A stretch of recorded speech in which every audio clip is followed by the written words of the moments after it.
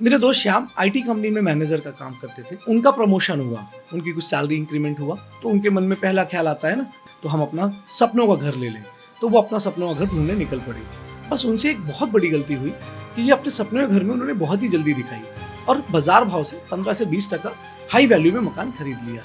ये जानकारी उनको कब लगी? जब उन्होंने रजिस्ट्रेशन कर लिया।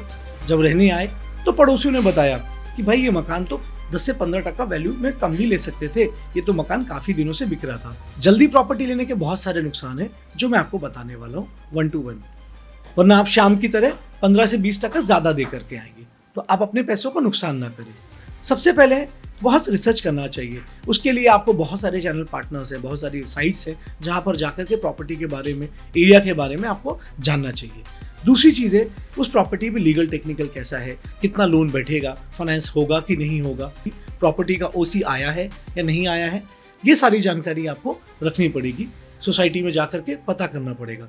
उसके बाद अपनी एलिजिबिलिटी आपको चेक करनी पड़ेगी कि मेरे को इतना लोन मिलेगा कि नहीं मिलेगा। हो सकता है कि आपने आका हो कि मुझे लोन इतना बैठेगा, बट बैंक आपको बोलेगी इतना लोन आपको नहीं बैठेगा। मैं आपको सिंपल आज लोन कैलकुलेशन आप बताने वाला हूँ। सपोज दैट आपकी सैलरी 1 रुपया है, तो उसमें से आप 50 पैसे बैंक ये समझती है कि 50 पैसे आपकी लाइफ स्टाइल के लिए और घर में लाइफ जीने के लिए है। दूसरे 50 पैसे जो बचते हैं वो उससे आप अपनी EMI दे सकते हैं, बशर्ते कोई आपकी EMI ना चल रही हो।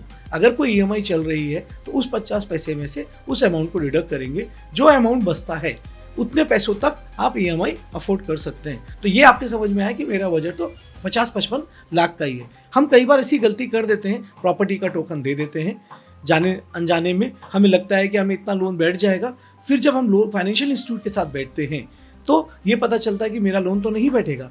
उस समय हमारे कमिटमेंट फेल हो जाते हैं। तो मेरी आपसे ये आग्रह है, प्रॉपर्टी सर्च करने से पहले आप सबसे पहले बैंक फाइनेंशियल इंस्टीट्यूट के पास जाकर के अपने लोन एलिजिबिलिटी को चेक करें, देन प्रॉपर्टी सर्च करें।